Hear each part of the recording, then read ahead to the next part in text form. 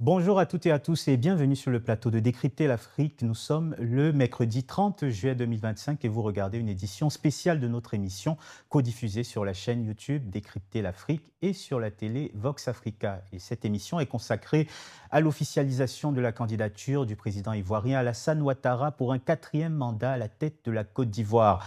Pour analyser les contours de cette annonce, qui n'est pas une surprise, mais une confirmation qui charrie tout de même de nombreuses interrogations, j'ai à mes côtés un panel de choix composé de vous, Salomé Meyers-Naïm, bonsoir. Bonsoir. Secrétaire national du PPACI, le parti de l'ancien président Laurent Gbagbo, merci d'être avec nous ce soir. Merci de me recevoir. Bonsoir, Djeneba Touré-Kolozensky. Bonsoir. Vous êtes vice-présidente de l'Union des cadres RHTP, le parti donc d'Alassane Ouattara, et co-autrice de l'ouvrage collectif Alassane Ouattara, l'artisan du renouveau ivoirien. Exactement. Vous y croyez, vous êtes gonflé à bloc, j'imagine, derrière votre candidat. Absolument. Et avec nous, à distance, par la visio, nous sommes avec Oguinar Seya, membre du bureau politique du PDCI-RDA, aujourd'hui dirigé par Tidiane Thiam. Oguinar Seya, bonsoir. Bonsoir, vous m'entendez? Très bien, on vous entend. Merci d'être avec nous, Oguinar Seya. Merci. Et également à distance, Arthur Banga, historien et chroniqueur télé, qu'on peut considérer comme plutôt proche du pouvoir. Bonsoir, Arthur Banga. Bonsoir. Merci à tous d'avoir accepté cette émission et cette invitation. Et avant de lancer cette émission, une petite annonce de l'équipe de Décrypter l'Afrique. Vous le savez, alors que l'actualité s'accélère dans de nombreux pays africains, notamment avec l'actualité électorale un peu partout en Afrique, sur le continent, nous lançons dès le lundi 4 août Décrypter l'Afrique, la quotidienne. Ce sera tous les jours du lundi au vendredi. Rendez-vous sur la chaîne YouTube Décrypter l'Afrique et aussi sur les antennes de Vox Africa, notre codiffuseur. Nous vous communiquerons dans la prochaine émission les horaires de cette nouvelle émission. Retour donc à l'actualité. Hier, donc, je le disais, le président ivoirien Alassane Ouattara a pris son petit monde de court en annonçant sa candidature à la présidentielle via une vidéo postée sur sa page Facebook. Il y explique pourquoi il revient une fois de plus sur son engagement pris en 2020 de passer le flambeau. On l'écoute. Je suis candidat parce que la constitution de notre pays m'autorise à faire un autre mandat et ma santé le permet. Je suis candidat parce que notre pays fait face à des défis sécuritaires, économiques et monétaires sans précédent, dont la gestion exige de l'expérience.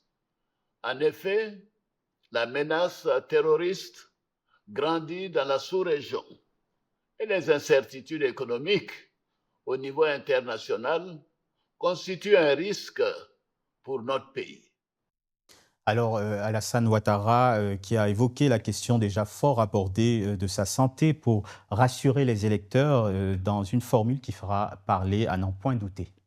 Comme vous le savez, en mars 2020, j'avais décidé de transférer le pouvoir à une jeune génération.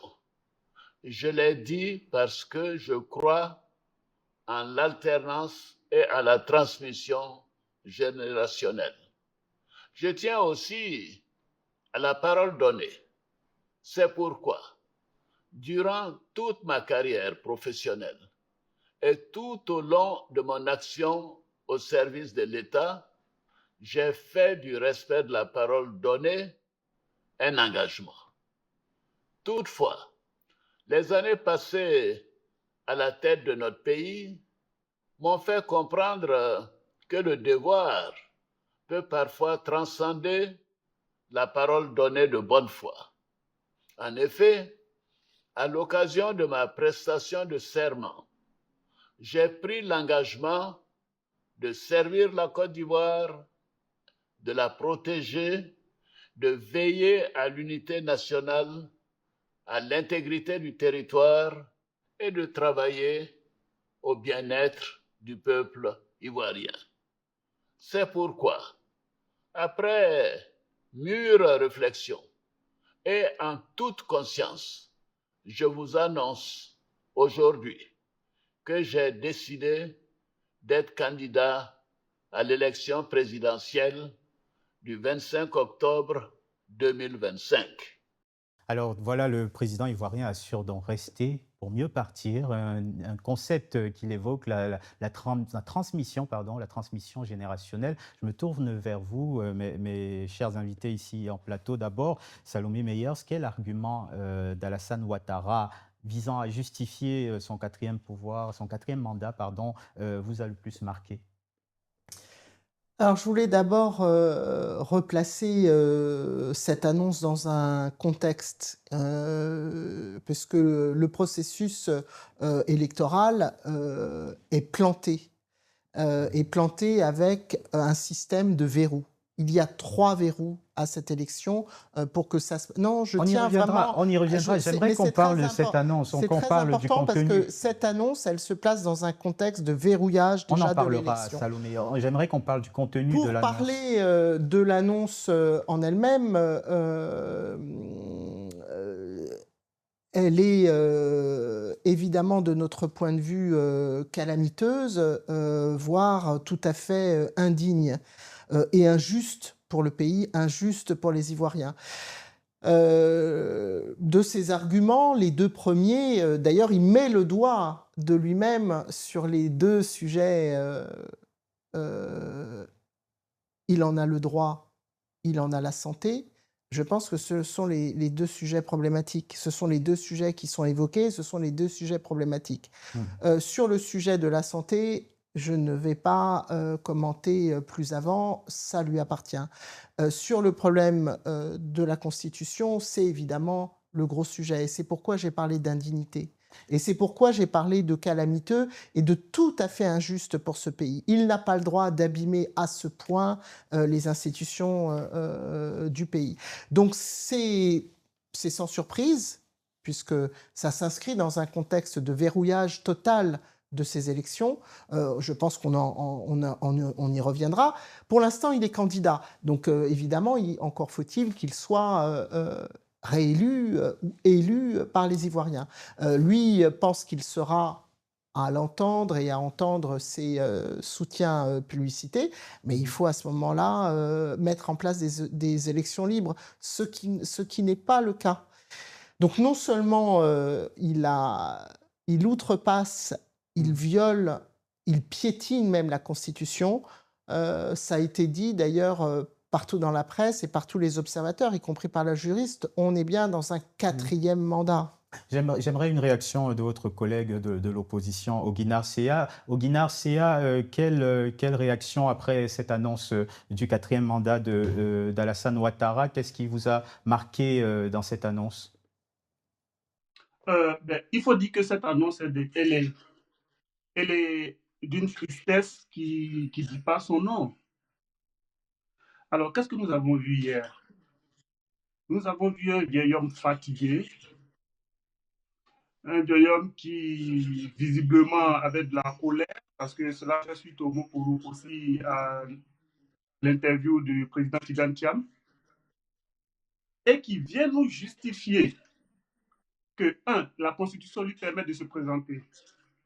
Sachant que le même vieil homme, quand il faisait voter cette Constitution, il nous avait convaincus que cette Constitution ne l'autorisait pas à faire un 3e mandat. Ça fait 2. De 2, nous avons quelqu'un qui, dès son accession au pouvoir, a supprimé tous les contrôles institutionnels de l'état de santé du candidat à la présidence. Et qui s'arrête tout goguenard devant une caméra et qui dit que je suis en bonne santé. On devait le croire sur parole, alors qu'il a supprimé tous les contrôles. Donc ça, c'est 2 choses sur ces 2 arguments.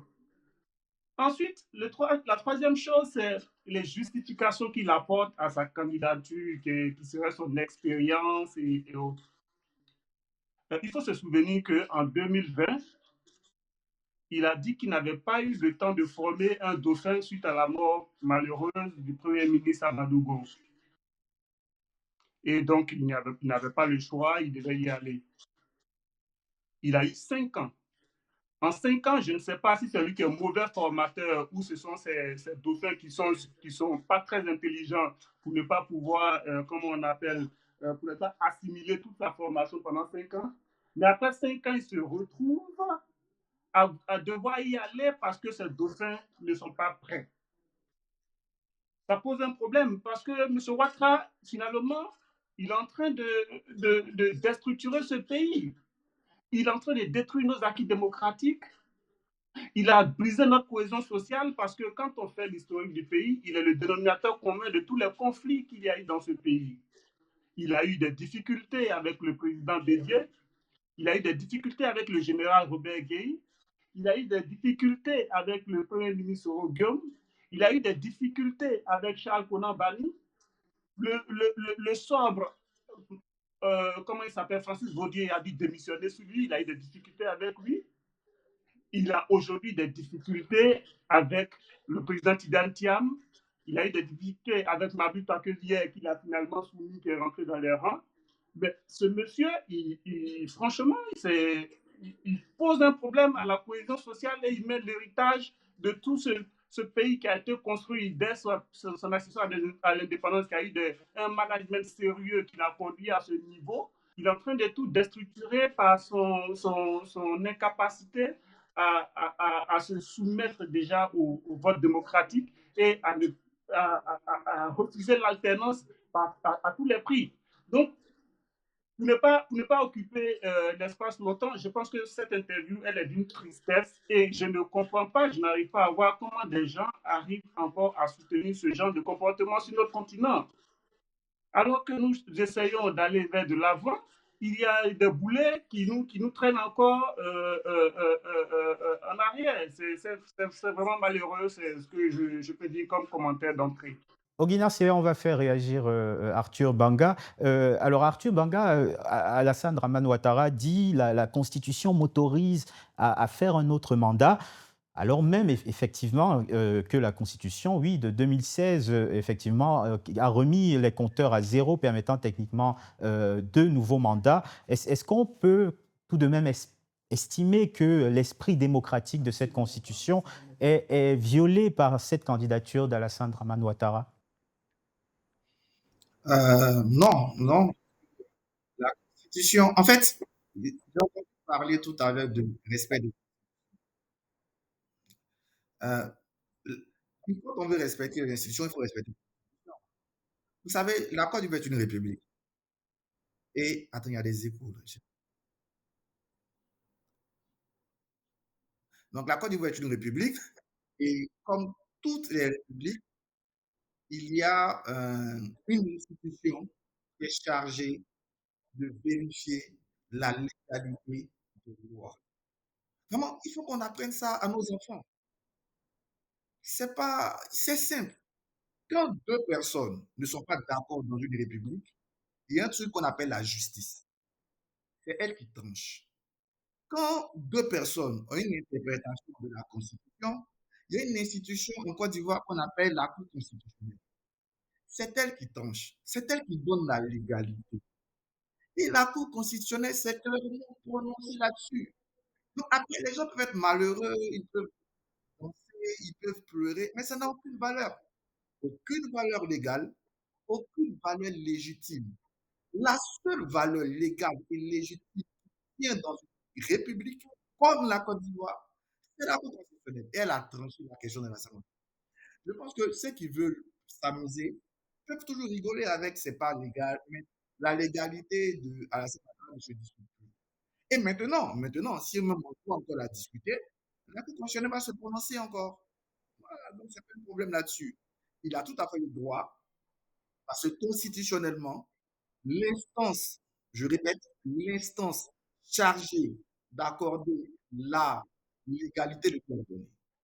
J'ai entendu un militant du PDC, mon cher ami Ogunard, parler du vieil homme quand il parle de la Saint-Ouattara. C'est son appréciation. Mais je rappelle à Ogunard qu'en 2000, il s'apprêtait à faire campagne pour 2006. Donc, pour Henri Konan Bédier, qui avait 14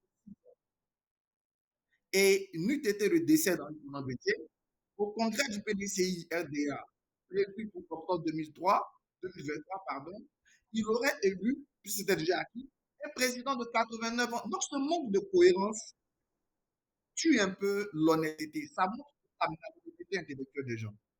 Tu ne peux pas venir faire campagne pour quelqu'un qui a 86 ans, souhaiter que le président du plus grand parti d'opposition, donc candidat naturel de ce parti, ait 89 ans, et être choqué parce que quelqu'un est candidat à 83 ans.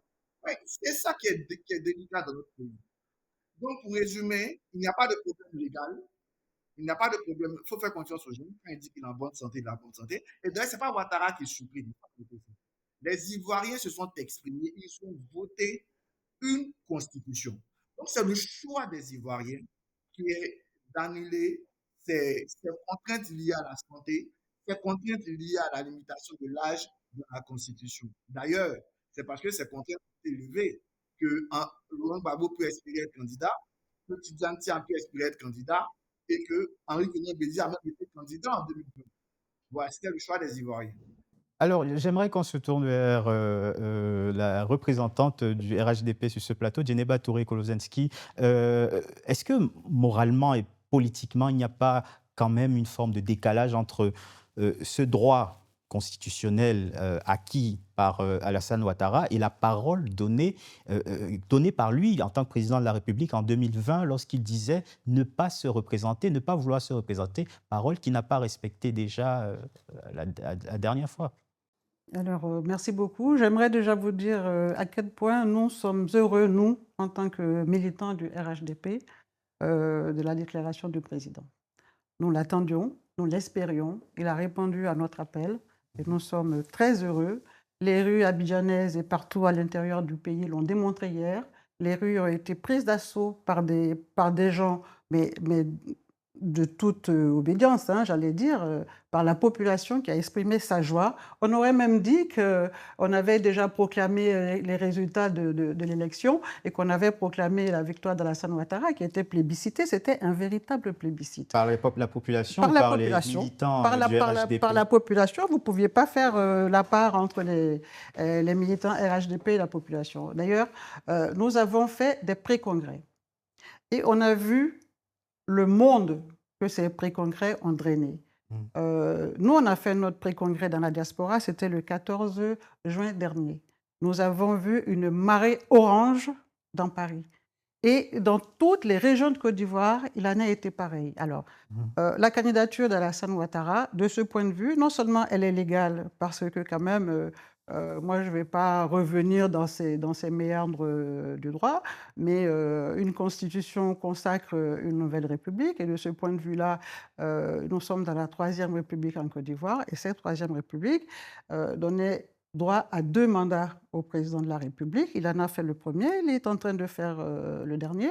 Mais en plus de ça, cette déclaration est légitime. Elle est légitimée par tout le peuple qui attend qu'Alassane Ouattara continue son magistère pour encore profiter de ce qui a été fait pendant 15 ans. Justement, il parle des défis qui attendent le pays. Est-ce qu'il ne pouvait pas justement passer la main, passer le relais à une nouvelle génération? Est-ce que cette candidature n'est pas aussi le signe de l'échec du RHDP à former une nouvelle génération de politiques pour prendre la suite du président Ouattara? Mais non, ce n'est pas un signe d'échec, c'est un signe de maturité, c'est un signe de responsabilité, parce que nous savons les tensions inédites qui valent dans la sous-région ouest africaine de par chez nous. Nous savons les défis sécuritaires qui se passent chez nous. Passer la main à une nouvelle génération, mais bien sûr, c'est ce qu'il a dit. Ce mandat est celui de la transmission générationnelle. Et des jeunes, nous en avons dans le gouvernement. Mais comment transmettre s'ils ne prennent pas le pouvoir? Ces jeunes, les jeunes du RHDP auraient pu être poussés mais les jeunes du RHDP on pourrait dire, sont en apprentissage. Vous savez, le manque de formation, le représentant du PDCI parlait tout à l'heure que peut-être Alassane Ouattara serait un mauvais formateur parce que depuis, il n'a pas trouvé de... Mais vous savez, la formation en politique, c'est très important. C'est ce que le PDCI n'a pas fait après M. Bédié et qui a amené la catastrophe de M. Thiam à la tête du PDCI. Parce que lui parlait de... M. Oguinard parle d'un vieil homme coléreux, mais en matière de colère, on peut en parler. Quand on a vu M. Thiam sur la vidéo de M. Foucault l'autre jour, mais c'est un homme énervé, c'est un homme coléreux, c'est un homme hystérique, c'est un homme qui n'est pas responsable. Et pardonnez-moi de vous le dire, je tiens à le relever, en tant que femme, je me suis trouvée profondément choquée et meurtrie des propos qu'il a tenus à l'endroit de sa femme de ménage. On ne traite pas une femme d'ordure, je ne sais pas quoi, parce que simplement, elle a dit il y a trop de travail, je ne travaille plus. Ce qu'on lui doit, il faut le lui payer. Quand on insulte une femme, on insulte toutes les femmes, y compris sa propre mère. Et ça, je tiens à le relever. Alors, qu'est-ce que vous me disiez encore? On parle de la Constitution, mais la Constitution, elle est claire. Et il faut respecter nos institutions. Tout à l'heure, madame en parlait. Et les institutions sont lesquelles? La Constitution, c'est une institution.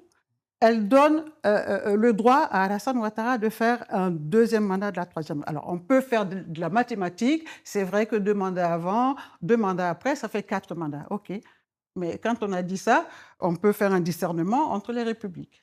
Réaction Salomé Meyers. Alors, les figures de l'opposition, justement, on parlait de Tidjane Thiam, il y a également Laurent Gbagbo, Guillaume Soro et Charles Blé Goudé qui ont été écartés de ce scrutin pour des raisons judiciaires ou administratives, créant de fait une forme d'inégalité électorale.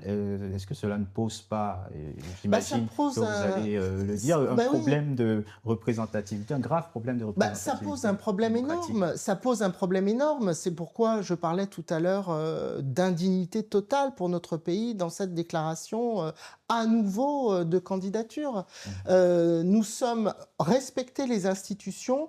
Ce n'est pas jouer avec les mots ou jouer avec les symboles.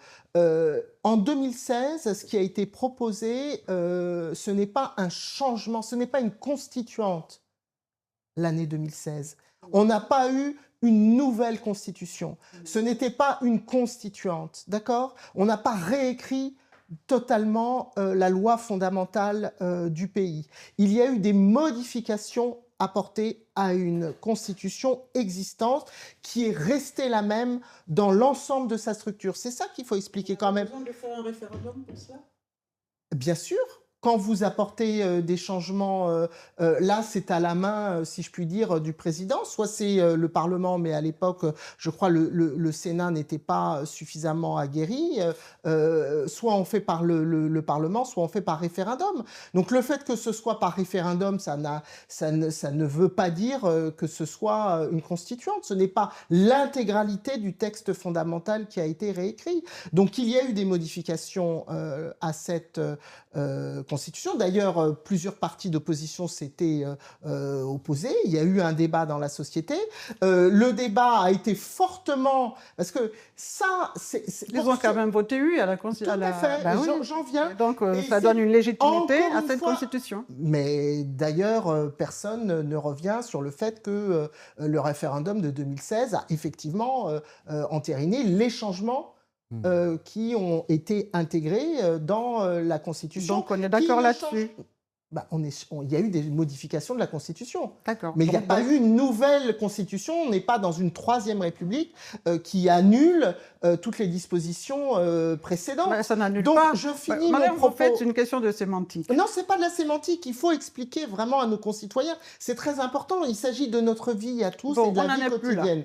Le fait est que... Non, la Côte d'Ivoire n'en est plus là. Je finis mon propos. Sur 2016, vous me parliez d'un référendum, vous me parliez d'un vote, tout à fait, qui a été tout à fait orienté de façon malhonnête, une fois de plus. Alors, c'est pas la première fois. Hein, d'une façon malhonnête par le président Ouattara, une fois de plus, qui s'était engagé à ne pas faire de troisième mandat, puisqu'à l'époque, on était au troisième mandat, précisément en disant « Attention, nous votons, je vous propose un changement de la Constitution, mais ça n'ouvrira pas la possibilité, pour moi, de faire un nouveau mandat. » Mais réellement, tous les hommes de droit disent le contraire. Non, là nous parlons de M.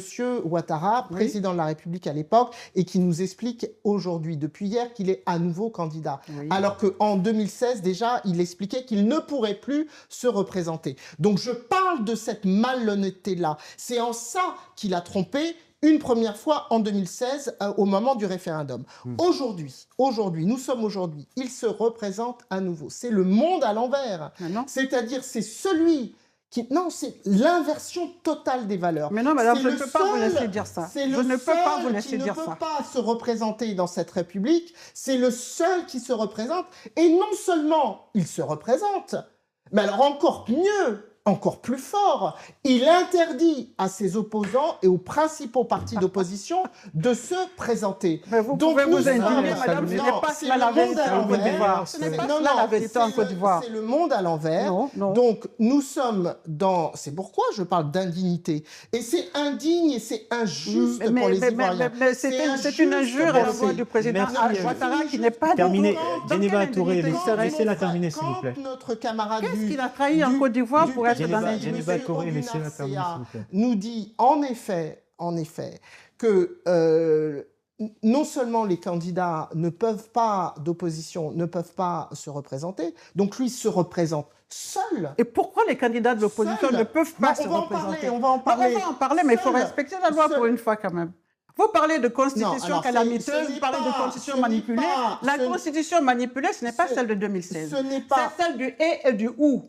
Celle-là, elle a été calamiteuse parce qu'elle a été manipulée. On a fait croire aux gens que vous allez voter pour une constitution qui consacre le et le ou, et au dernier moment, quand on a donné les consignes de vote, on a dit non, finalement, c'est pour le et. Celle-là, c'était une constitution manipulée. Mais vous parlez d'une constitution de 2016, et même nonobstant, toute la Côte d'Ivoire a voté pour cette constitution-là. Aujourd'hui, vous allez traiter M. Ouattara d'indigne parce qu'il est en train de chercher à faire le dernier mandat que la constitution lui permet. Et d'ailleurs, en quoi il serait indigne? L'indignité est du côté de ceux qui ne sont même pas... Je reprends vos mots. Laissez-la terminer, s'il vous plaît, et on va passer à... Dernier mandat qu'il est en train d'effectuer. Je reprends vos mots. Parce que là, je veux dire, là, on est vraiment, c'est plus du subliminal. À moins qu'il y ait une nouvelle république, c'est le dernier mandat de la Troisième République. Terminé, Salomé. Il est candidat pour l'instant. Il n'est pas en train de... Et rassurez-moi. Salomé, mais quand vous voyez l'effervescence populaire dans les rues, vous pouvez imaginer que le président sera plébiscité. Alors, on va se tourner. Mesdames, on fait une élection, mais vous savez, on peut lire dans les signes. Salomé On lit dans les signes. On fait une élection. On lit dans les signes. Vous lisez dans les signes. Mais les gens qui sont dans les rues, ce sont ceux qui votent. Mesdames, ce sont ceux qui votent. Les Ivoiriens qui votent ne vont pas venir de Mars. Alors, mesdames, on va retourner en visio avec Arthur, avec Ogina Sea. Ogina Sea, est-ce que vous m'entendez? Vous voulez réagir? Ogina Sea, allez-y, Ogina. Ogina Sea, allez-y. Ogina Sea pour le PDC, allez-y. Je ne sais pas quelle est la question, mais ce que j'essaie de dire, c'est que, je ne sais pas, avec les représentants du RHDP, il faut qu'ils fassent un effort quand même de tenir sur le plateau. Monsieur Guinard, pardonnez, vous avez fini avec Laissez-le parler, s'il vous plaît. Est-ce que vous pouvez le laisser parler, s'il vous plaît? Mais il ne s'est pas exprimé, laissez-le parler. Oh, mais attends, mais pourquoi il m'attaque? Faire un effort de Donc, quoi? Lui, il fait quel effort? Vous traitez un homme de vieillissant, de coléreux. Il faut qu'on soit audible, s'il vous plaît.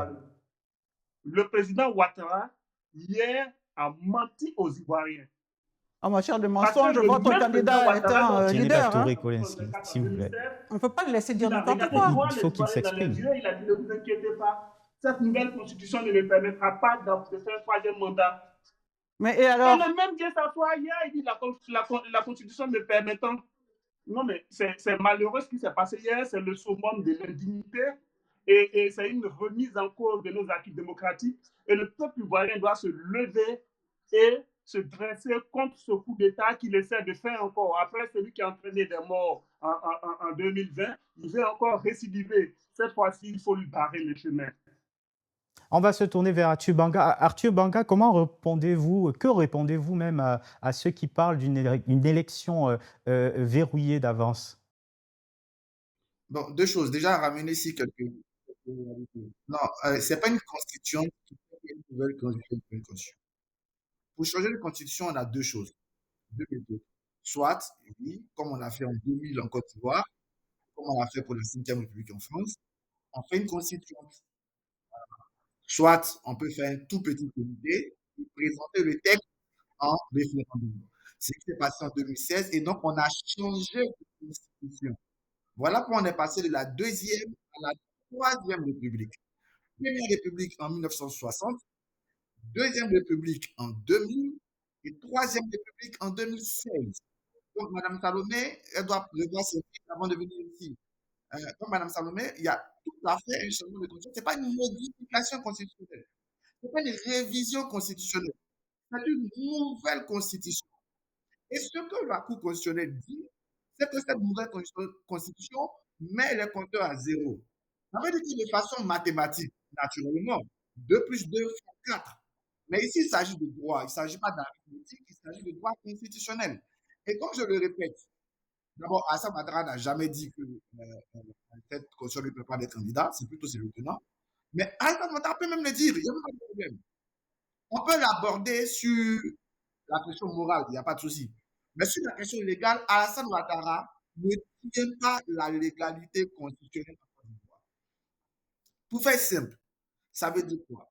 Ça veut dire que si Alassane Ouattara dit « je n'ai pas le droit d'être candidat », que le Conseil constitutionnel dit « Alassane Ouattara a le droit d'être candidat », c'est le Conseil constitutionnel qui dit, c'est lui qui a la vérité, ce n'est pas Ouattara. Donc, ce que Ouattara dit n'est pas légal d'un point de vue constitutionnel. C'est ce que le Conseil constitutionnel dit qui est légal. Et le Conseil constitutionnel a déjà fini la légalité. Voilà. Maintenant, on me parle d'élections fermées. Je vais m'appesantir sur les deux principaux leaders, M. Thiam et le président Laurent Gbagbo. Prenons le premier cas. Écoutez, dans le pays, on a des lois. N'importe qui peut lire le code de nationalité du code. N'importe qui peut lire l'article 48 du code de nationalité du Côte d'Ivoire et en tirer ses leçons. Mais l'article 48, il est clair. L'Ivoirien qui s'est naturalisé majeur perd sa nationalité ivoirienne. Et M. Thiam s'est naturalisé en 87. Donc de 87 jusqu'à 27, là, il n'était plus ivoirien. Donc il n'a pas de droit politique ivoirien. Il a des droits français. Merci Arthur Banga. Quand on lui rappelle Merci. ça, je ne vois pas pourquoi on fait quelque chose. Alors on va continuer de parler de Tidiane Thiam. On applique la loi en Côte d'Ivoire. Donc Justement. on a éliminé personne. Merci, En tout cas, pas merci, Thiam. merci. On aura une question pour M. Banga. De la loi ivoirienne. Très rapidement, Salomé. Une question pour M. Banga. Je suis curieuse de savoir depuis quand vous considérez que la vérité sort du Conseil constitutionnel. Non, c'est en français que je parle. À quelle période? Quelle constitution? Depuis toujours. Donc, nous partons. Non, mais parce que là, nous sommes dans des débats qui sont ubuesques. D'accord? Nous sommes dans cette situation en Côte d'Ivoire, dans ce pays, précisément parce que nous avons un monsieur qui n'a jamais respecté les décisions du Conseil constitutionnel. Jamais. Et c'est d'ailleurs comme ça qu'il a commencé son mandat. En 2010, fin 2010, il y a une décision du Conseil constitutionnel ivoirien qui donnait la victoire à M. Laurent Gbagbo. Ça, c'était une décision de souveraineté, une décision du Conseil constitutionnel qui n'a pas été respectée, qui a été piétinée par la France en premier, qui a été piétinée par M. le président Sarkozy à l'époque, qui est maintenant condamné multirécidiviste et qui est encore en délicatesse avec la justice française. Donc c'est dans ces conditions que M. Ouattara a commencé sa suite de mandats. Nous en sommes maintenant à une tentative de faire un 4e mandat. C'est dans cette discussion que nous sommes. Rapidement, très rapidement, quelques secondes, Arthur Banga. D'abord, à Mme Salomé, je n'ai pas parlé de vérité, parce que la vérité, elle est subjective. J'ai parlé de légalité. Non, vous avez parlé de vérité. Vous avez parlé de vérité. Ah bah écoutez... Monsieur le modérateur, demandez-lui de me laisser parler. Allez-y, rapidement, Arthur Banga, allez-y. Donc, il ne s'agit pas de vérité, il s'agit de légalité donnée par le Conseil constitutionnel. Maintenant, en 2010, on est fatigué de vivre en crise. En 2010, on était en crise et nous-mêmes avons invité la communauté internationale à gérer notre crise et la communauté internationale dans notre processus électoral a mis 3 étapes. 1, le CEI, 2, le Conseil constitutionnel, 3, la certification de l'ONU.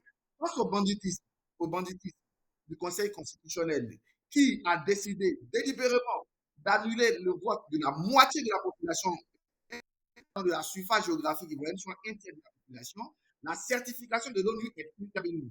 Et c'est au nom de cette certification de l'ONU que M. Alassane Ouattara a été président de la République, mais de façon tout à fait légale. D'autant plus que le Conseil constitutionnel, justement, possédé, a été délivré et a confirmé la vérité sortie de la CEI et de la certification. C'est ce qui s'est passé en Côte d'Ivoire. Et donc, la légalité, elle est toujours donnée par le Conseil constitutionnel. Elle a été donnée cette fois-ci. Et la question légale ne se pose même plus. Pas. Merci à tous les deux. De toute façon, J'aimerais Djeneba Touré Kolosensky, qu'on revienne sur le cas de Tidiane Thiam. Cette annonce de Alassane Ouattara intervient le même jour qu'une autre qui a été quelque peu occultée, puisque dans une note du Comité des droits de l'homme de l'ONU, on peut lire que la Côte d'Ivoire est incitée, appelée en fait à prendre toutes les mesures nécessaires pour garantir que Tidiane Thiam puisse exercer ses droits politiques. Alors, les avocats du président du PDCI et de l'État de Côte d'Ivoire n'interprètent pas, les deux camps n'interprètent pas cette note de la même façon. Il y a aussi cette question de l'internationalisation de cette crise qui revient un petit peu sur le devant de la scène. Comment jugez-vous cet appel de l'ONU ? Alors, avant d'en revenir à cela, je voulais dire à Mme Meyers que si c'est du président du Conseil constitutionnel qui a dit qu'il avait été envoûté par le diable, donc qui est revenu sur les résultats de cette élection-là avant de proclamer M. Ouattara gagnant, alors celle-là, on peut en parler. Maintenant, ce qu'elle pense de la France et de M. Sarkozy, ça, ce n'est pas mon problème, je n'interviens pas là-dedans. Poursuivant sur le cas de Tidiane Thiam, poursuivant sur le cas de M. Tidiane Thiam, je pense que l'ONU, ce comité de l'ONU a dit qu'il fallait garantir les droits politiques de M. Thiam, sans jamais recommander sa réintégration sur la liste électorale. Ça aussi, c'est dit. Donc, que M. Tidiane Thiam ait des droits politiques, une fois qu'il a fini de régler ses histoires avec la justice et tout ça, c'est tout à fait normal. Mais pour être réintégré sur la liste électorale, il est clair que sur celle de 2025, il ne peut plus. Maintenant, si il a fini de régler ses histoires avec la justice et tout ça, il y aura une nouvelle révision électorale en 2026. Celle-là, je pense que rien ne lui interdit d'être... Est-ce qu'il n'y a pas une instrumentalisation justement de cette justice pour écarter un opposant sérieux contre Alassane Ouattara ? L'instrumentalisation, elle naît de quoi ? Il y a un code de la nationalité et un code électoral qui est très clair en Côte d'Ivoire. Pour se porter candidat à un poste électif en Côte d'Ivoire, député ou président de la République, il ne faut avoir que la nationalité ivoirienne exclusive. Or, il se trouve qu'au moment où M. Tidiane Thiam exprime le désir de le faire, il s'inscrit pour le faire, il a la double nationalité. Ça, ce n'est pas possible. Alors, encore une fois, merci M. Banga, parce que c'est à M. Banga qu'on le doit, qui a porté le paix sur les antennes, pour que M. Tidiane Thiam soit obligé d'aller renoncer à sa nationalité française. Mais quand il fait ça et qu'il revient... La liste électorale, elle est close pour 2025. Alors, qu'il soit ivoirien, moi je veux bien, mais pour qu'il soit éligible, il faut qu'il soit sur la liste électorale. Ce qui n'est plus possible pour 2025, je suis désolée. Réaction au Guinarcea, Tidiane Thiam, on l'a entendu, il a eu des mots très durs pour Alassane Ouattara lors de son interview récente accordée à notre confrère Alain Foka. Au Guinarcea, est-ce que c'est la rupture sans possibilité de retour en arrière entre Alassane Ouattara et Laurent Gbagbo, mais aussi avec Tidiane Thiam? Alors, Tidiane Thiam, ce qui s'est passé, c'est qu'il a décidé de briser quand même le silence face à tout ce qu'il a subi pendant ces 2 ans. Il a été celui qui a été le plus élégant dans la politique ivoirienne. Il n'a pas parlé, on l'a insulté, on l'a traîné dans la boue. On a osé même des comparaisons entre lui, un grand CEO d'une banque systémique, avec un quatrième comme on appelle, directeur général adjoint du FMI. Donc, à un moment donné, c'est un humain. À un moment donné, il peut décider de mettre fin à la plaisanterie et arrêter que l'ignorance commence à faire force de loi dans ce pays, parce qu'il ne faut pas comparer n'importe où et n'importe quoi quand même. Donc, c'est ce qu'il a fait hier. Et parlant de rupture, la rupture dans ce propos, ça vient clairement du mensonge du président Alassane Ouattara qui lui fait des confidences qui n'irait pas et qui vient encore le 29 juillet mentir, dit qu'il tente des justifications qui ne valent pas, il se donne bonne conscience en disant que ben oui, quand je te le disais, je le disais de bonne volonté, mais il y a le devoir qui va au-delà de comment qui transcende, comment on appelle la parole donnée. Ben non, nous sommes face à un monsieur qui ne respecte rien, qui ne respecte pas les lois, qui ne respecte rien, qui ne respecte pas le suffrage. Parce qu'il faut se rappeler que ce monsieur, il ne s'est jamais soumis à un réel vote.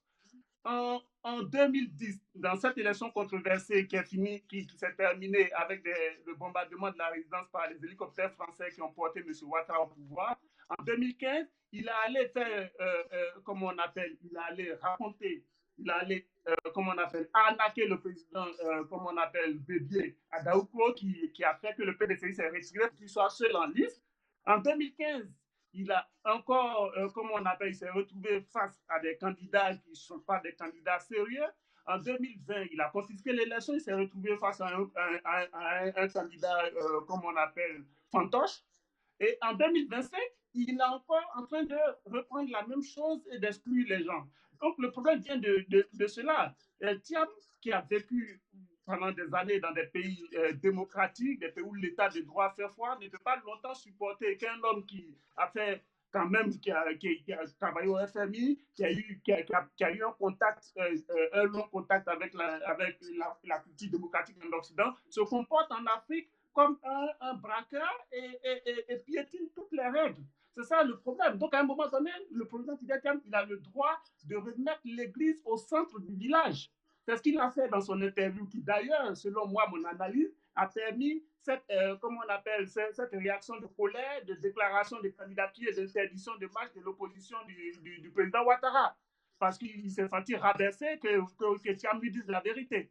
Donc, la deuxième chose, c'est qu'il y a pas mal de contre-vérités qui ont été dites sur le plateau, là, avec Atu Banga qui parle de l'élection de 2010 avec une certification de l'ONU de résultats. Non, c'est pas ce qui a été dit, c'est le processus qui devait certifier. Donc, on ne va pas rentrer dans ce faux débat-là parce que lui, on ne va pas refaire le débat de la crise électorale.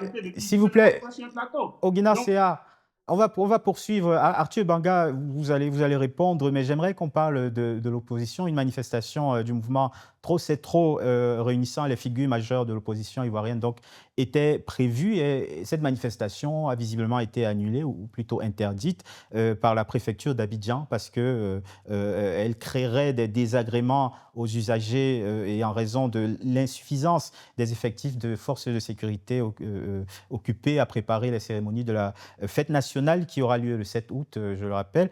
Mais la marche se tiendra quand même, selon les organisateurs. Arthur Banga, est-ce qu'on peut interdire une marche de l'opposition juste avant une élection présidentielle sans conséquences symboliques?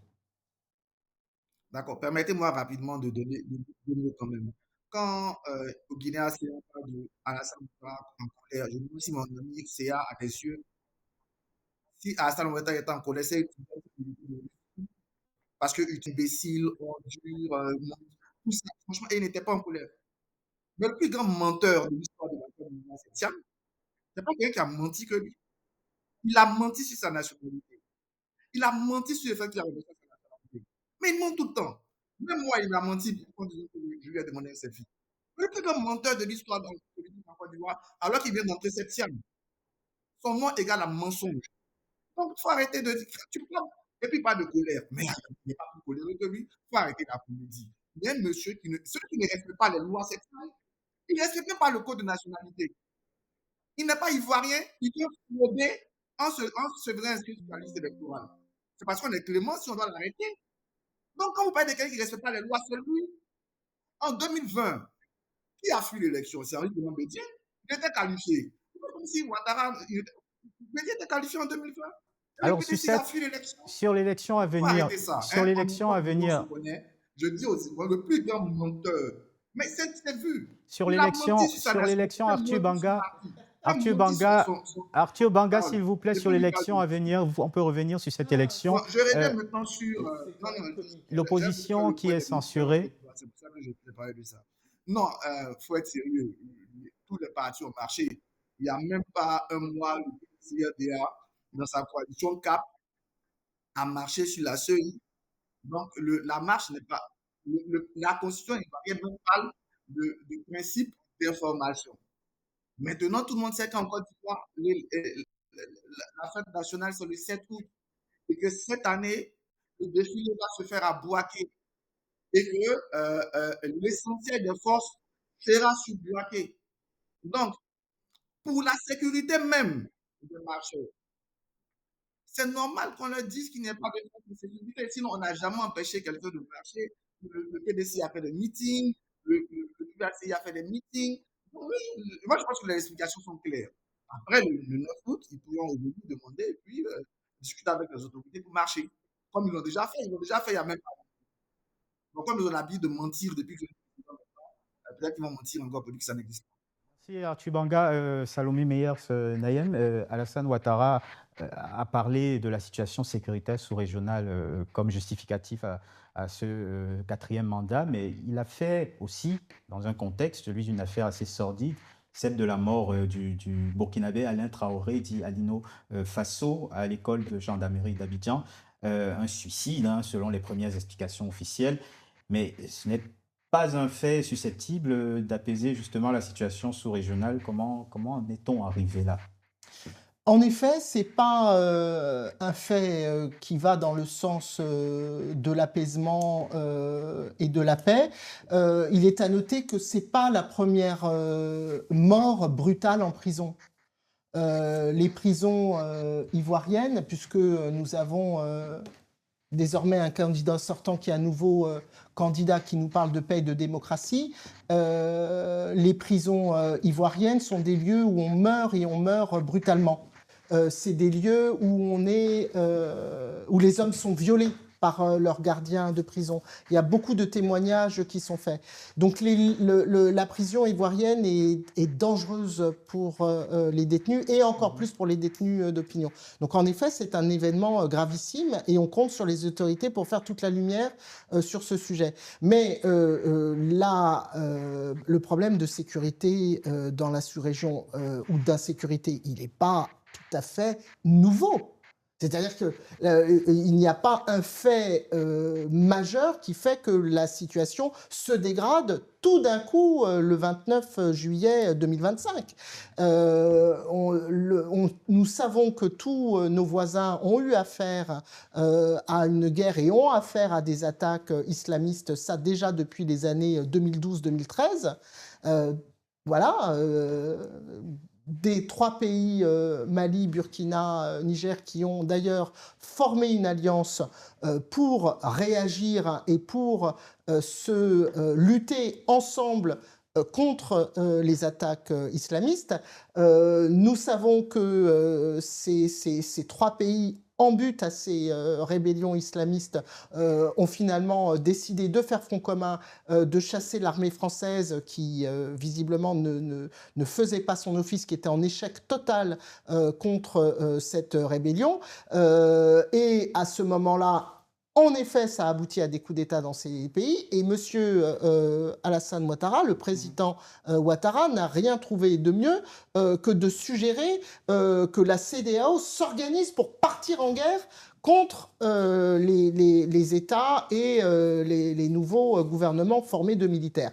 Donc je ne pense pas qu'il soit le mieux à même d'assurer la sécurité. J'espère qu'on reviendra, il faut quand même j'espère qu'on reviendra quand même, parce que je le disais en avant-propos, et c'est ça le sujet, c'est pas tellement l'annonce de sa candidature qui n'est une surprise pour personne.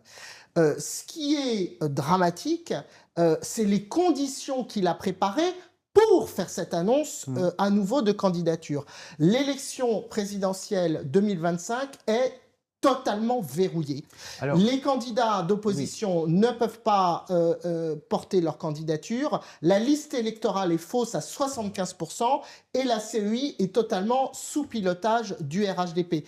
RHDP d'ailleurs dont sauf s'il y a eu des changements récemment, le président de la République est toujours président. Donc il est à la fois président de parti, président du pays et maintenant candidat. Donc nous sommes dans un système autoritaire totalement verrouillé dans lequel M. Ouattara n'a pas l'intention du tout de s'affronter au scrutin et à ses compatriotes, à ses citoyens. Vous parliez de l'AES. J'aimerais faire réagir Djeneba Touré-Kolosenski. Est-ce que cette détermination à conserver le pouvoir de la part d'Alassane Ouattara ne décrédibilise pas tout de même toute tentative de donner des leçons au pays de l'AES? Alors moi, je suis sidérée par l'attitude de notre opposition ivoirienne et principalement du PPACI pour son attrait, pour sa magnanimité, pour les régimes de l'AES. On va parler des prisons, mais les gens meurent dans les prisons. Une prison égale à une autre, une prison française égale à une prison ivoirienne. Et les gens se font violer en prison, ce n'est pas une nouveauté. Ça se passe en Europe, ça se passe ici en France, ça se passe aussi en Côte d'Ivoire. Il arrive qu'un détenu meure en prison. Mais alors, le PPAC a fait un problème parce que Alino Faso, qui a avoué, qui est pris dans une sorte de déstabilisation de la Côte d'Ivoire, serait mort en prison. Cela provoquerait une guerre avec le Burkina. Mais quand le Mali a gardé 49 de nos soldats partis pour l'aider dans sa lutte contre le terrorisme pendant plus de 3 mois, je n'ai pas entendu le PPACI réagir. Mais sur le Il y a fond, des cadres du PPACI qui vont tous les jours dans les pays de l'AES. Sur le fond, Djeneba Touré-Kolosenski, la velléité de conserver à tout prix le pouvoir, que ce soit lors d'une élection, après une réforme constitutionnelle, et cette critique qui est souvent adressée aux pays de l'AES, on est quand même sur des choses je ne sais pas, assez comparables. quelle velléité de conserver le pouvoir. Quand un homme est élu au suffrage universel, il a conservé quel pouvoir? Est-ce que le suffrage universel, ce n'est pas l'expression par excellence du peuple pour accéder au pouvoir? Et alors, des tensions avec les pays de l'AES, il y en a. Mais c'est quoi la démocratie? Ce n'est pas l'expression du plus grand nombre? Non, la démocratie, il n'y a pas un seul élément pour faire un cadre démocratique. Mais voilà, vous parlez de verrouillage. Qu'est-ce qui est verrouillé? Il faut une séparation des pouvoirs, d'abord. Et il n'y en a pas en Côte d'Ivoire? Non, très peu. Quand on voit mais madame, que vous ne les reconnaissiez pas, non, ça c'est votre problème. Je ne suis pas la seule à ne pas les reconnaître. Mais ça, c'est votre problème. Vous et ceux qui les reconnaissent. Mesdames, s'il vous plaît.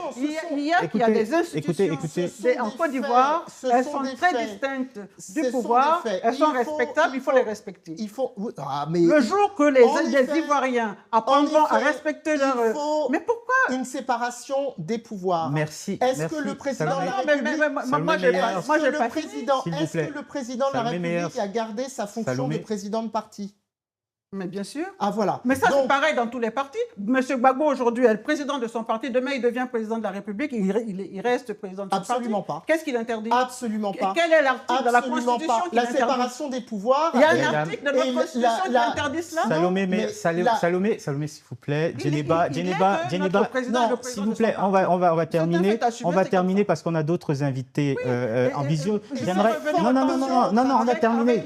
S'il vous plaît, on a terminé. Non, on a terminé, on retourne sur la visio avec nos invités en visio. Je commence par Arthur Banga et on va terminer avec Oguinar Sea. Arthur Banga, c'est un signal quand même assez inquiétant. Pour terminer, ce sera le mot de la fin, c'est un signal assez inquiétant pour l'Afrique des générations futures, hein, quand même, avec cette classe politique qui souffre d'une forme de boulimie du pouvoir, toute proportion gardée. On a vu d'autres cas, le président centrafricain Touadéra qui se représente aussi, le Camerounais Paul Biya, 92 ans, dont 42 passés au pouvoir, qui se représente. Est-ce qu'il n'y a pas, malheureusement, de la part de cette classe politique, une soif de pouvoir qui ne se termine jamais? D'abord, avant de vous répondre, permettez-moi de dire à Mme Salomé qu'elle est très attachée à la défense de la Constitution, qu'elle devrait déjà la lire. Parce que justement, la Constitution de la Troisième République permet d'être président de parti et président de la République. Et ça n'a rien à voir avec la séparation des pouvoirs. Peut-être faut aussi qu'elle revoie cette notion de séparation des pouvoirs. Pour revenir à votre question, oui, on peut faire cette réflexion. Très bien avec vous. On peut faire cette réflexion sur l'alternance, sur le type de pouvoir, d'autant plus que dans notre Constitution, on a sacralisé la Même si Touadéra, lui, l'a fait sauter. Ouais. Je pense qu'au Togo aussi, avec le système de parlementaire maintenant, cette façon de faire la limitation du mandat. Mais quand on regarde toutes les considérations africaines, il y a une volonté exprimée de limiter. Après, quand on regarde dans les parties du pays, on peut voir ce constat-là qu'il n'y a pas cette réalité-là. Deuxième chose sur laquelle on peut réfléchir, un peu cette grande cette amplitude d'âge entre moyenne de la population et Dieu. Voilà, c'est la réflexion. Mais je pense que dans le cas de la Ouattara, il avait déjà, quoi qu'on en dise, décidé un remplacement de. On peut partir sur le principe qu'il était en train de partir.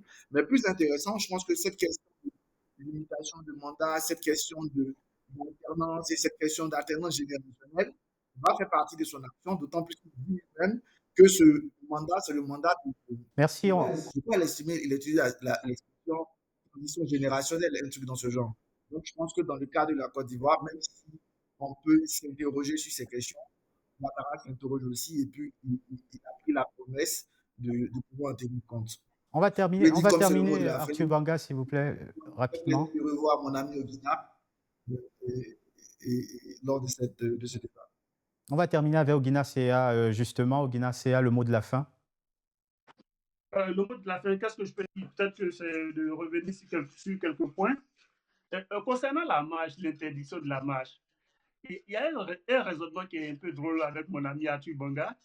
C'est qu'on interdit la marche parce que les troupes doivent se déporter sur Bouaké pour sécuriser la fête de l'indépendance. Mais maintenant que l'opposition maintient la marche, les forces vont toujours partir à Bouaké ou elles vont être massivement mobilisées à Abidjan. Ça nous renvoie au fait qu'il est plus facile d'encadrer une marche que de l'interdire. Parce que c'est un droit, nous allons exercer notre droit. Maintenant, vous faites quoi? Vous envoyez les troupes à Bouaké? Non, tout ça, c'est vraiment encore une manipulation de Ouattara pour tordre le cou à la démocratie. Pour revenir rapidement sur le cas d'Alino Faso, je dois rappeler que ce régime a commencé dès sa naissance par les morts de prisonniers, y compris des prisonniers syndicalistes comme Mangaï en prison. Soit qui meurt en prison, soit qui sortent de prison et curieusement, dans les jours qui suivent, qui meurent. Donc, on est un peu habitué à ça et c'est très documenté par des organismes internationaux. Et concernant l'argument qui est qu'il y a la tension sous-régionale, il est là pour la sécurité, mais le problème avec l'AES, c'est un problème Ouattara. Parce que qu'est-ce qu'on reproche aux jeunes de l'AES aujourd'hui? Certes, ils ont fait un coup d'État, ils ont rompu un cycle supposé démocratique, mais ceux qui veulent leur faire la guerre, comme les Ouattara, eux-mêmes sont en train de tordre le cou à la démocratie en Côte d'Ivoire. C'est juste que, voilà, il y a une opposition civilisée qui ne prend pas les armes, donc on a une paix apparente. Donc, des gens qui sont en train de détruire la démocratie que nous avons construite, qui est le fruit du travail, du combat de Gbagbo depuis les années 80 jusqu'à aujourd'hui, ne peuvent pas mettre des jeunes sous pression, vouloir leur faire la guerre et trouver ça encore comme prétexte pour pouvoir se maintenir au pouvoir. Donc, nous sommes dans une manœuvre pour conserver le pouvoir sans jamais se soumettre à des joutes électorales équilibrées, inclusives. Et tout ça parce qu'ils pensent que la force va suffire pour les maintenir au pouvoir en cette année. Quand on occupe le petit frère du président qui dit qu'il va mater, qui mobilise des commandos, c'est parce qu'ils pensent que la force régalienne, ils pourront l'utiliser à souhait pour étouffer cette volonté des Ivoiriens de ne pas tomber dans le schéma camerounais en laissant un vieil homme malmener le pays et confisquer le pouvoir pour son clan et pour lui.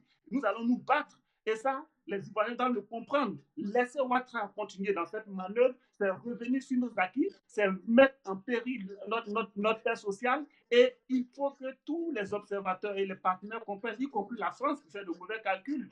Parce que ce qui va se passer là en 2025, nous allons mener ce combat et nous allons le gagner. Mais nous allons le gagner par nos propres forces. Mais il faut que ceux qui se prétendent être nos amis comprennent que ce dans quoi on est, ce n'est pas un jeu de petits intérêts, mais on est sur des choses qui vont entraîner des bouleversements, comme on appelle de long terme. Et merci, donc, Ogina. soutenir un tel régime qui confisque le pouvoir, qui exclut les gens de manière abusive, qui écarte les gens qui fait des enlèvements de jeunes, qui fait tout, qui ne respecte pas l'état de droit, qui a une justice qui est inféodée, dont Atik Manga veut se prévaloir tout à l'heure, alors qu'on sait tous comment ça se passe. Ce sont tous des militants des RHR, des merci beaucoup. Donc, nous ne pouvons pas laisser ça. Et 2025, nous allons prendre nos responsabilités. Le peuple ivoirien, ce peuple, par le passé, a montré sa capacité à se battre pour sa liberté. Contre des militaires de Boga Yapi en 2000, il va récidiver en 2020 et ce pouvoir reviendra au peuple ivoirien qui a envie de vivre en toute fraternité, qui a envie de vivre dans la paix, qui a envie de vivre dans un état de droit, qui a envie de vivre dans un pays apaisé où on enlève les encagoulés, n'enlève pas les gens. Ce sera le mot de la fin. Ce sera le mot de la fin, Ogina. Donc, c'est ce que je voulais dire. Ogina, pour ne pas monopoliser la parole. Et puis, bon, la prochaine fois, j'espère que les invités du RHDP seront des plus... C'est terminé. Il faut dire que c'est pour ça que nous avons un front commun. Il faut arrêter de faire Jacques. Ce sera le mot de la fin. Merci, mesdames, sur ce plateau. Voilà. Djeneba Touré-Kolozensky et Salomé Meyers-Nayem. Merci, Arthur Banga. Merci, Oginar Sea. Et merci à vous d'avoir regardé cette émission. Rendez-vous bientôt pour d'autres décryptages de l'actualité africaine. Merci, courage à tous. Merci bien. Merci.